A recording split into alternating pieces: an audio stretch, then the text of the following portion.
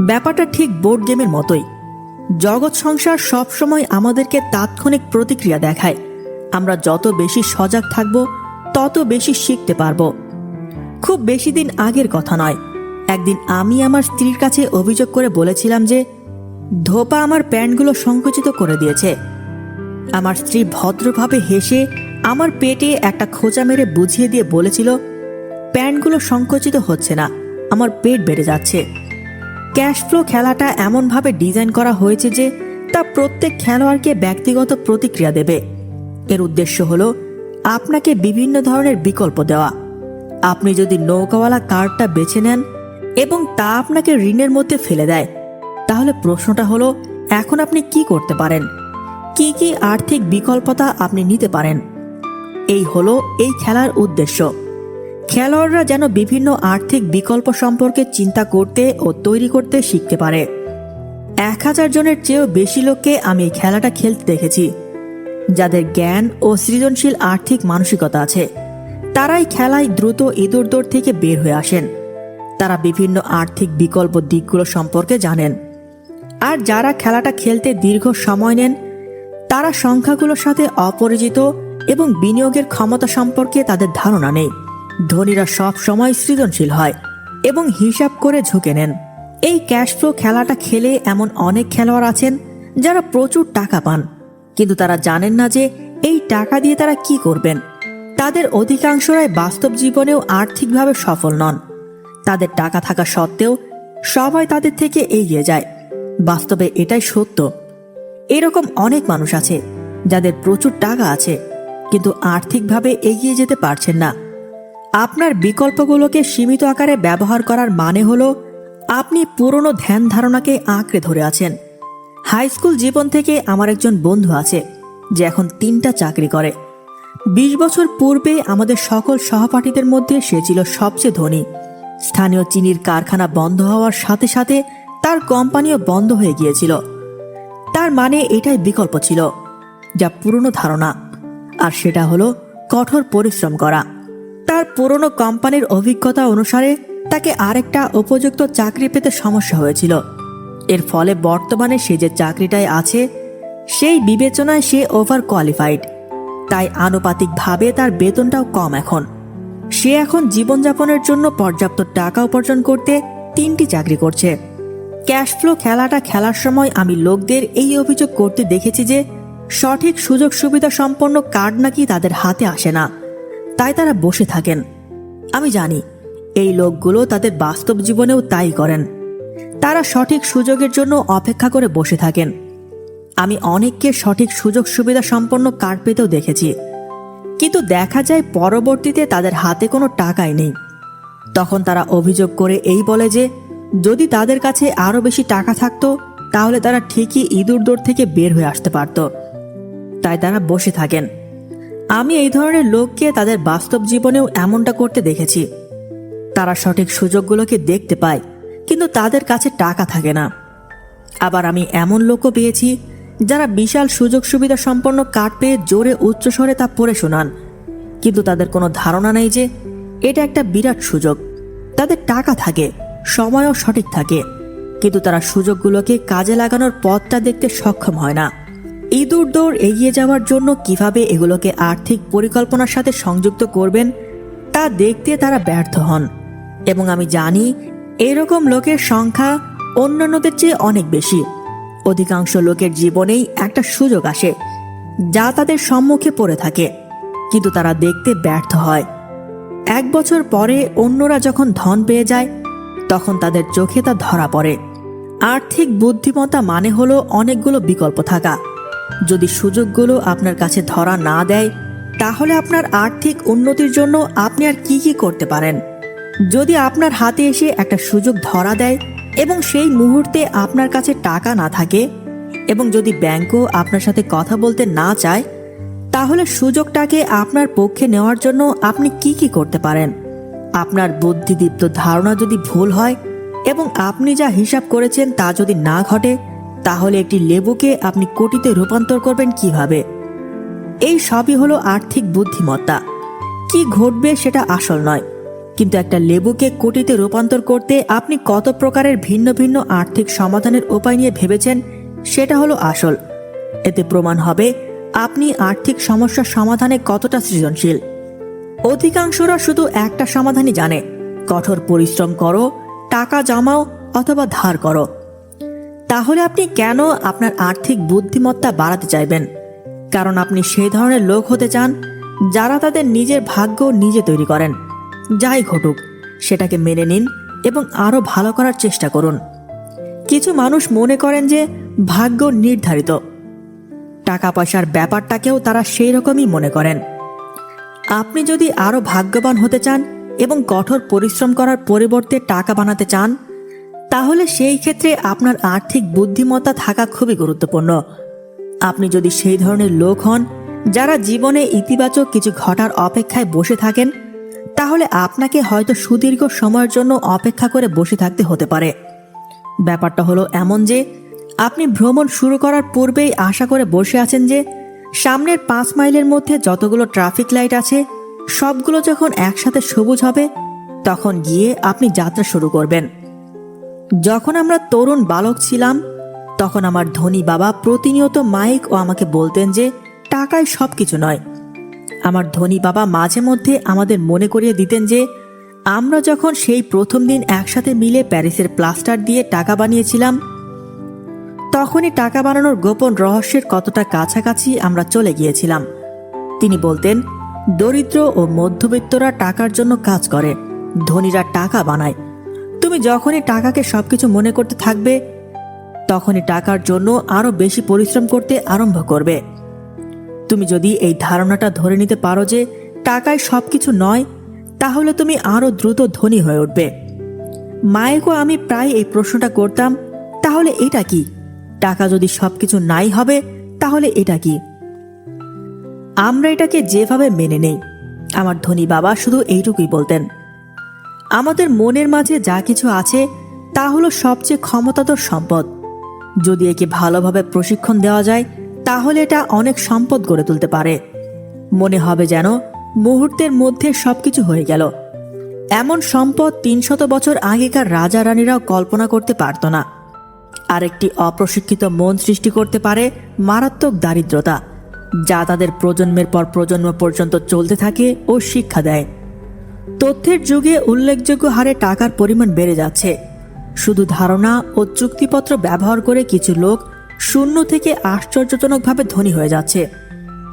আপনি যদি এই বিষয়টা নিয়ে অন্য এমন কাউকে জিজ্ঞেস করেন যারা স্টক ব্যবসা ও বিনিয়োগ করে জীবন ধারণ করে, তাহলে তারাও এরকমটাই দেখছে বলে উত্তর দেবে। প্রায়ই আপনি এমন হতে দেখবেন, একসময় কোনো কিছুই ছিল না কিন্তু এখন রাতারাতি কোটিপতি হয়ে গেছে। কিছু না বলতে আমি টাকার লেনদেনকে বুঝিয়েছি। চুক্তিপত্রের মাধ্যমে এসব হয়ে থাকে। টরন্টোতে বসে একজন ব্যবসায়ী স্ক্রিনে হাত দিয়ে ইশারা করেন আর লিসবনের আরেকজন ব্যবসায়ীর স্ক্রিনে দরপত্র পৌঁছে যায়। ব্যাপারটা এমন যে এক ধরনের ফোন কলের মাধ্যমে আমি আমার ব্রোকারের কাছে তাৎক্ষণিক বিক্রয় করে দিলাম।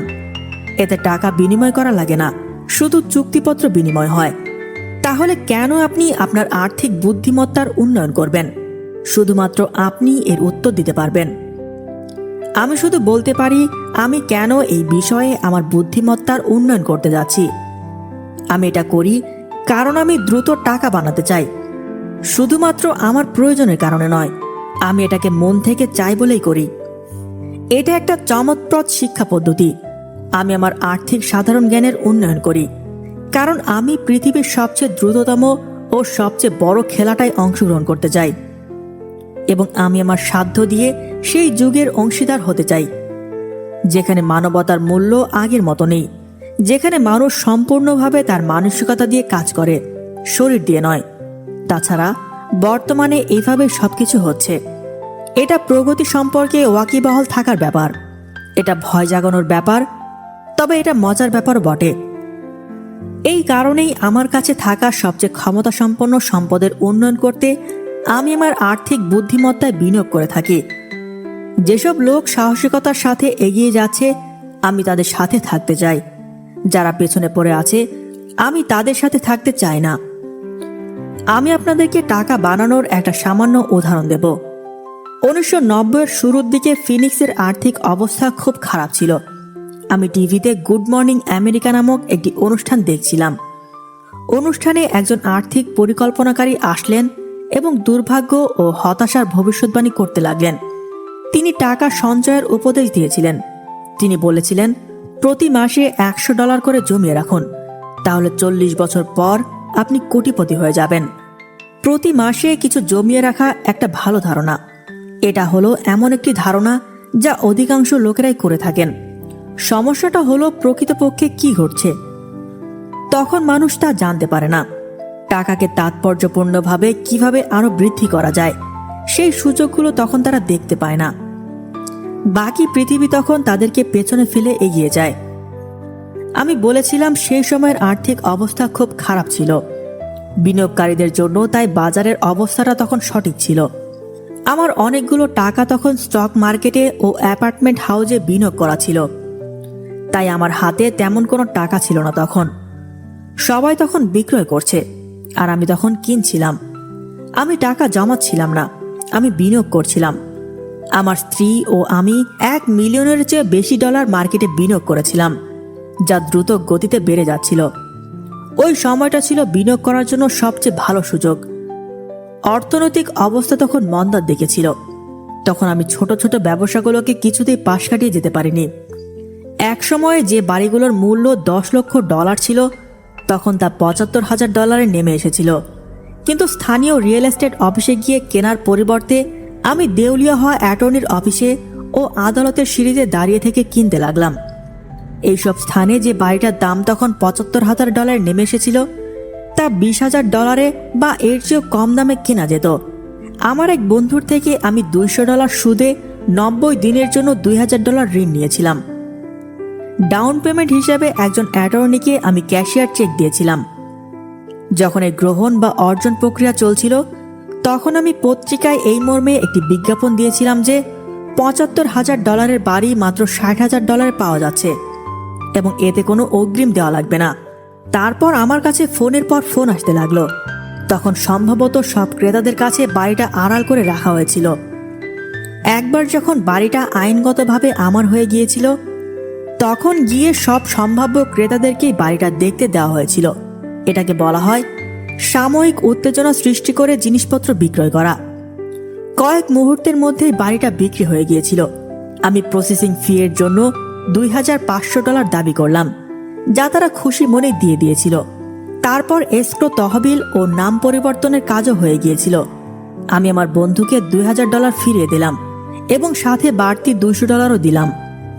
সে খুশি ছিল, বাড়ির ক্রেতাও খুশি ছিল, অ্যাটর্নিও খুশি ছিল এবং আমি তো খুশি ছিলামই। আমি $20,000 দিয়ে বাড়ি কিনে $60,000 বিক্রি করেছিলাম। ক্রেতার ঋণপত্রের মাধ্যমে আমার সম্পত্তির সারির অর্থ দিয়ে আমি $40,000 বানিয়েছিলাম। সব মিলিয়ে সময়টা লেগেছিল মাত্র 5 ঘন্টা। এখন তো তাহলে আপনারা আর্থিকভাবে শিক্ষিত এবং সংখ্যাগুলো বুঝতে সক্ষম। আমি আপনাদেরকে এখন দেখাবো টাকা বানাতে এইটা কেন একটি উদাহরণ হিসেবে গণ্য হবে। বাজারের এরকম হতাশাজনক পরিস্থিতিতে আমার স্ত্রী ও আমি অবসর সময়ে এই ধরনের 6টি সহজ লেনদেন করতে সক্ষম হয়েছিলাম। তখন আমাদের বেশিরভাগ টাকা বড় বড় প্রপার্টি ও স্টক মার্কেটে বিনিয়োগ করা ছিল। তবুও ওই 6টি বেচাকেনার লেনদেনের মাধ্যমে আমরা $1,90,000 বেশি সম্পদ 10% সুদে সৃষ্টি করতে পেরেছিলাম। এভাবে এক বছরে আনুমানিক $19,000 আয়ের ব্যবস্থা হয়েছিল, যার বেশিরভাগটাই ছিল আমাদের ব্যক্তিগত কর্পোরেশনের আশ্রয়ে। এক বছরে আমাদের কোম্পানির গাড়ি, গ্যাস, ভ্রমণ, বীমা, গ্রাহকের সাথে রাতের খাবার ও অন্যান্য খরচ হিসাবে $19,000 চেয়ে বেশি দেখানো হতো। সরকার আয়ের ওপর ট্যাক্স বসানোর সুযোগ পাওয়ার পূর্বেই আইনসিদ্ধ খরচ দেখিয়ে আমরা সুযোগ নিতাম। ইহা ছিল আর্থিক বুদ্ধিমত্তা ব্যবহার করে কিভাবে টাকা বানানো ও সুরক্ষিত করা হয় এর একটি সামান্য উদাহরণ। আপনার নিজেকে প্রশ্ন করুন, $1,90,000 সঞ্চয় করতে কত লম্বা সময় লাগতো? ব্যাংকে আপনাকে আপনার টাকার উপর 10% সুদ দিত? 30 বছরের জন্য চুক্তিটা কি আমার দিক থেকে ভালো হতো? আমার মনে হয় তারা কখনোই আমাকে $1,90,000 দিতে পারত না। তারা যখন আমার আসলটা ফিরিয়ে দেবে, তখন আমাকে ট্যাক্স পরিশোধ করে আসতে হবে। এছাড়া 30 বছর পর্যন্ত যদি তাদেরকে $19,000 দেওয়া হতো, তাহলে আয় হিসাবে $5 লক্ষ চেয়ে সামান্য বেশি পাওয়া যেত। লোকেরা আমাকে প্রশ্ন করে, ওই ব্যক্তি যদি টাকা মেরে দেয় তাহলে কি হবে? এরকমটাও ঘটে, তবে এটাও ভালো খবর। 1994 থেকে 1997 সাল পর্যন্ত ফিনিক্স রিয়েল এস্টেট সমগ্র জাতির মধ্যে বেশ জনপ্রিয় ছিল। $60,000 বাড়িটি পুনরায় $70,000 বিক্রি করা হয়েছিল এবং লোন প্রসেসিং ফি বাবদ আরও $2,500 নেওয়া হয়েছিল। কোনো অগ্রিম লেনদেন না করার মনোভাবটা নতুন ক্রেতার মধ্যে তখনও ছিল। এভাবে প্রক্রিয়াটা চলতেই থাকে। আপনি যদি আরও দ্রুত বুঝতে চান তাহলে শুনুন। আমি যখন প্রথম বাড়িটা বিক্রি করেছিলাম তখন আমি ফেরত দিয়েছিলাম $2,000। টেকনিক্যালি এই লেনদেনে আমাকে কোনো টাকা বিনিয়োগ করতে হয়নি, অথচ আমার বিনিয়োগে আমি যা ফেরত পেয়েছিলাম তা হলো অনন্ত। শূন্য থেকে প্রচুর টাকা বানানোর এটা একটা উদাহরণ। পুনরায় বিক্রির সময় যখন দ্বিতীয়বার লেনদেন হতো, আমি $2,000 আমার পকেটে রেখে দিতাম এবং ঋণের সময়সীমা 30 বছর বাড়িয়ে নিতাম। টাকা বাড়ানোর জন্য যদি আমাকে টাকা দেওয়া হতো, তাহলে বিনিয়োগ করে আমি কত টাকা পেতাম আমি জানি না, তবে এটা নিশ্চিত করে বলতে পারি যে তা মাসে $100 করে সঞ্চয় করার চেয়ে বেশি হবে, যা বাস্তবে $150 জমার পর হিসাব শুরু হয়। কারণ 40 বছর পর্যন্ত আয় করার পূর্বেই আপনাকে 5% হারে ট্যাক্স পরিশোধ করতে হবে। এটা খুব বুদ্ধিমানের কাজ নয়। এতে হয়তো নিরাপদ থাকা যাবে, কিন্তু বুদ্ধিমানের কাজ হবে না।